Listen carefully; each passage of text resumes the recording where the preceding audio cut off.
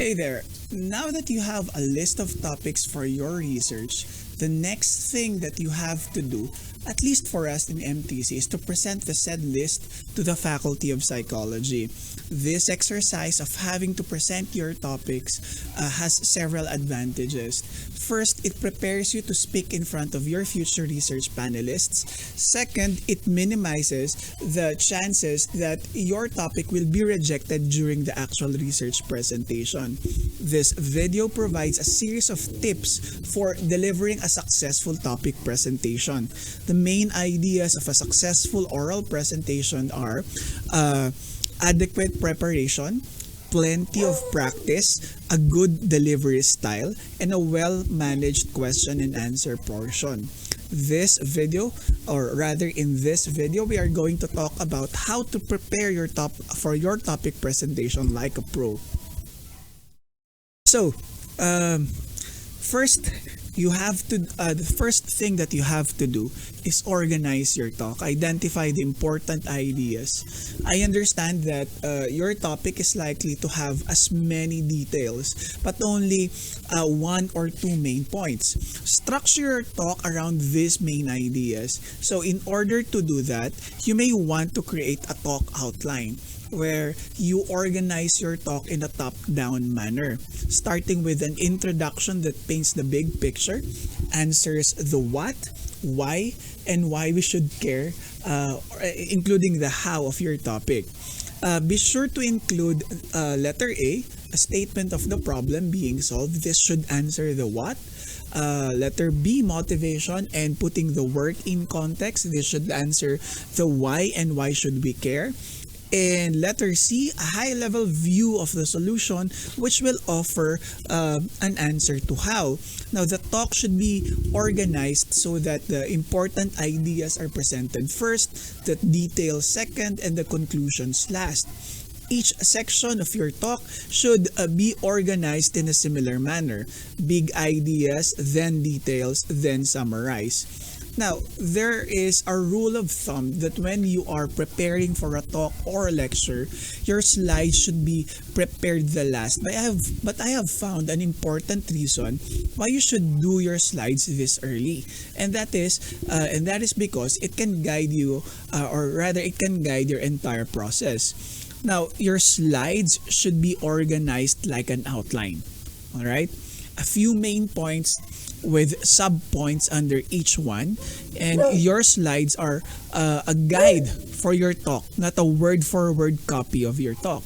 So list specific points that you want to talk about as sub-points of each main topic. If there are particular details that you want to discuss, outline them on the slides and keep written notes for you to refer to in your talk rather than writing all the details on the slide. Again, make sure to summarize main points. Or rather, you should have a summary slide of the main ideas at the end of your presentation. Now remember, it's okay to waste space. Add just enough prose to present the main points and highlight the main parts of each point. Use phrases rather than complete sentences and use large fonts. You can use acronyms and abbreviations sparingly. However, you should say the complete name when you talk about them. For example, if you abbreviate process to procs on a slide, you have to say process when you talk about them and not procs. So, you also have to keep in mind that the picture is worth 1,000 words. You have to use images, figures, and graphs to explain implementation and results. It's a lot easier for your audience, for your panelists, to understand your data if you provide them with data visualization and not just cold hard facts. Lastly, you have to be mindful of the number of slides. As a general rule, it should take 2 to 3 minutes to talk through the material on one slide. So, for a 30-minute talk, you should have about 13 slides. If there are too many ideas in your work to present completely in 30 minutes, then pick one or two the most interesting or most important parts that you will discuss in detail and present the other parts at a higher level. Also, you can create backup slides for specific details that you don't plan to talk about but may get questions about. So, the next thing that you have to do is prepare your presentation, and you may start by preparing or providing a talk roadmap. Tell the audience where you are going with your talk. Give your panel a roadmap of your talk at the beginning by using outline slides. Immediately after the title slide, put an outline slide and tell the audience the main organization of your talk. Another alternative is to first have a few slides motivating the general topic, and then put up an outline slide giving the audience a roadmap of your talk. It should be clear when you start a new high-level part of your talk. So, you may want to use good transition from one slide to the next and from one main topic to the next. Like we just talked about, you may say something like we just talked about the implementation. Now we will look at how well the systems perform. So also you may want to use the outline slide at other points in your talk to provide a visual transition between parts of your talk. Also, remember to repeat your point. There's a rule that says that you have to tell your audience something 3 times before they really hear it. Tell them what you are going to say, and you have to remember to talk to the audience. Don't just read your slides off the computer nor directly off the screen. It's okay to stop for a second and refer to your notes if you need to, but remember that this presentation should look as if you are talking to your audience. So, the next is for you to have enough practice. Give a practice run through of your talk in front of an audience of at least one or other student. Stand in a room for 30 minutes or the duration of your talk and talk through all your slides out loud. This should be a timed dress rehearsal. Don't stop and fix your slides as you go through, and don't let your audience ask questions or suggest fixes until your practice talk is over. So you want to force yourself to talk through your entire talk. So you should assume that there will be about 5 to 10 minutes worth of questions. Well, that could be more depending on who your panelists are. Excuse me. So, if your talk is too long, you should cut out some material to get to it to fit into the time slot. Your audience will not mind if your talk ends 5 minutes early, but they will mind if it goes 5 minutes over. So, as a practice talk audience member, if you are serving as one, you should jot down notes of places in the talk where you have suggestions for improvements or where something seems unclear. After the presenter is done with his or her practice talk, you should talk through the things you wrote down. It's also good to give the presenter some practice answering audience questions.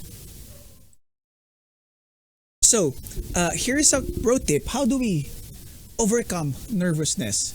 So, being nervous before and during a presentation is both natural and should be considered a good thing. A little adrenaline often helps you perform better because it sharpens your senses and self-awareness. However, if it's not held in check, nervousness can also undermine your performance, and you could be and it could be a distraction to you and your audience.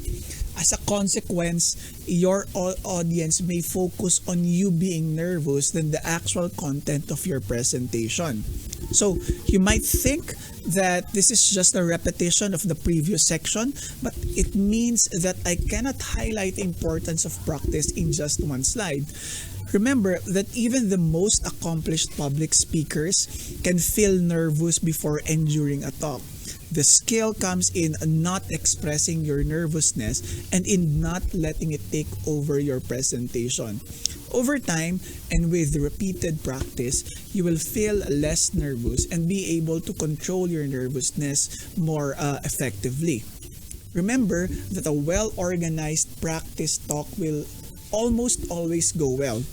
If you draw a blank, then looking at your slides will help you get back on track. Taking a deep breath will calm you down. Remember that one trick is to try to remember to take a deep breath between each slide. Also, you have to remember to slow down.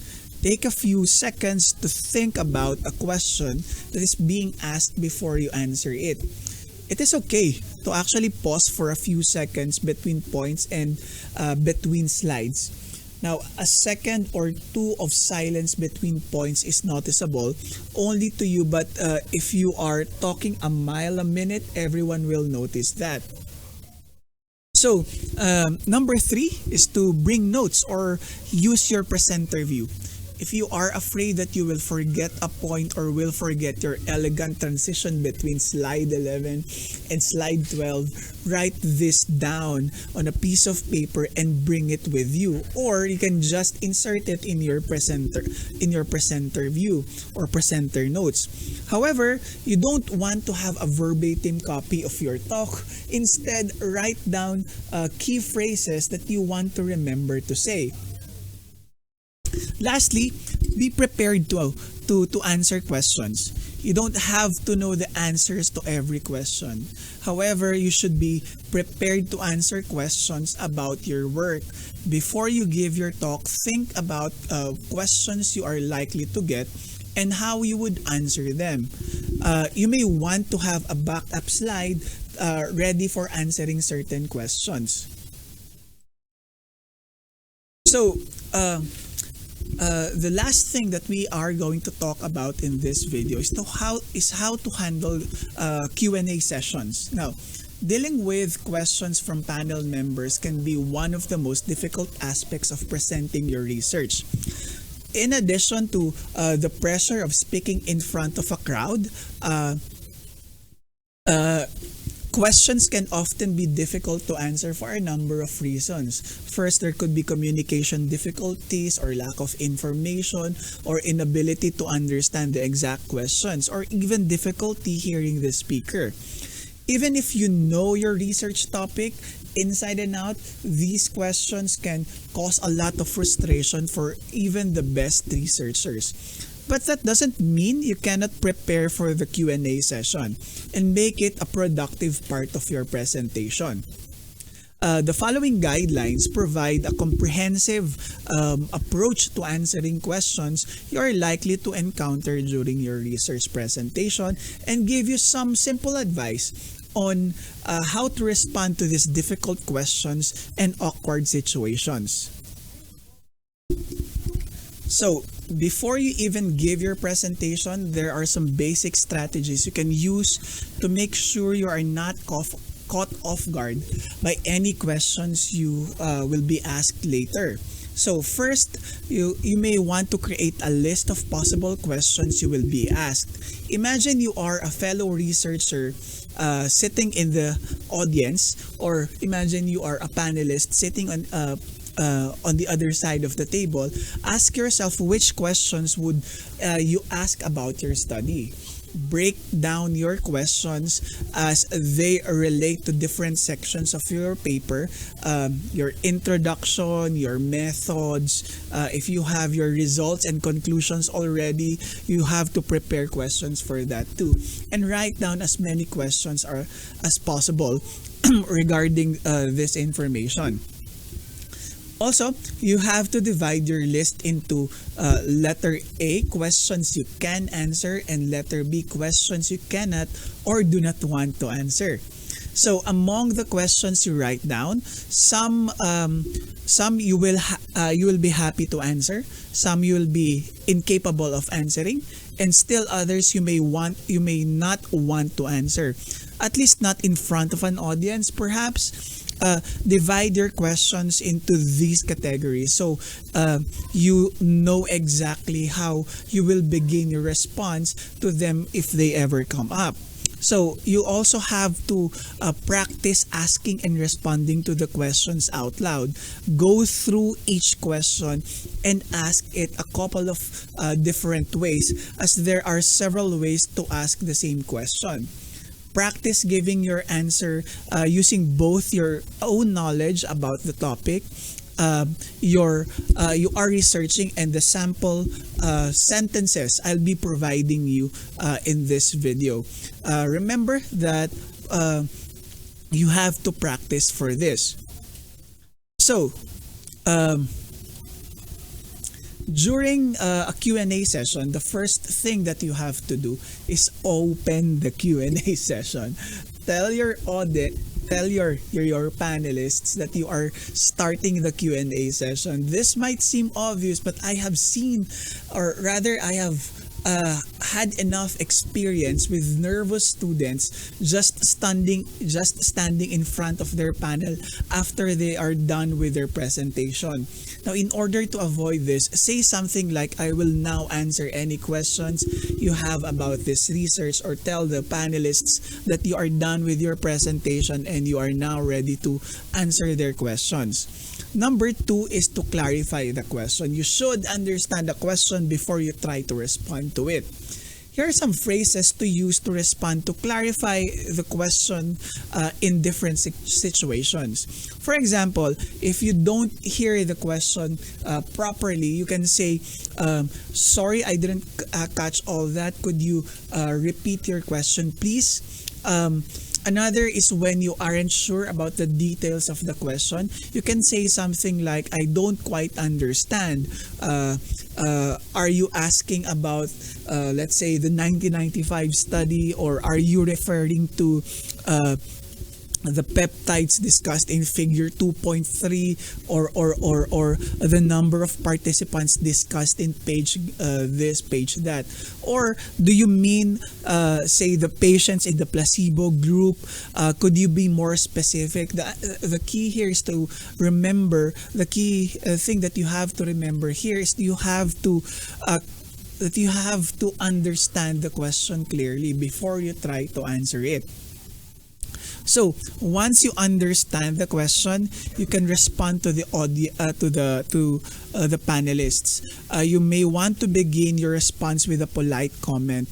When you respond, it's actually a good idea to first thank the panelist for the question and or to give them a compliment. You may want to say something like, that's a great question, thank you for asking, or I appreciate your question and I'm happy to answer it, or something that like what a thoughtful question, I'm glad you've asked, or what an interesting question, I'll do my best to answer it. So the next thing that you have to do is give an appropriate answer. Every question is unique and there are many kinds of responses. However, here are some phrases you can use to respond to questions depending on your ability to answer it.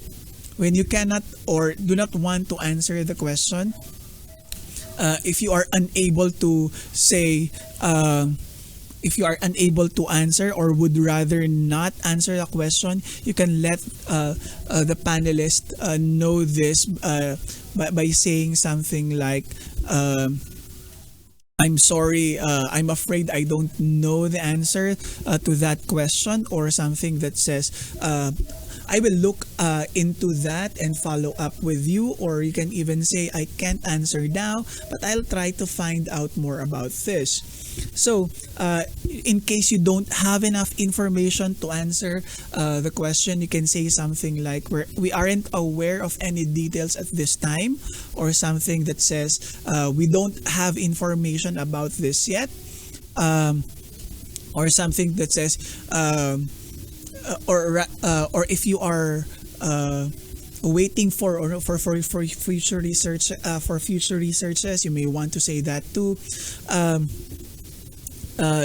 Something like you are we are waiting for further researches on this issue, or you can say we need to do more studies to answer this. Sometimes you need to further clarify a question or give yourself some time to respond. Here are some here are some responses to tell the audience what you need. Let's say you have to think about the question. Um, you may want to repeat the whole question or some parts of it. Please give me a moment to think about the question, or just one moment, I need to consider my answer. You can also say you need more, if you need more details about the question, you can say, just so I understand, then say, are you referring to the method of analysis, or to the experiment? But the point here is to make sure that you understand the question. And you may also say something like, do you mean the Smith study from 2012 or 2014? What information are you referring to exactly? You may even ask that politely. So having a topic presentation can be a nerve-wracking experience, but remember that being nervous is a good thing. It actually tells you that what you are doing is important. The key to a successful oral presentation are, as mentioned earlier, adequate preparation, plenty of practice, a good delivery style, and a well-managed question and answer portion. Again, this has been Dex Kamitan, and it's my pleasure to help you get closer to your graduation. Thank you for listening.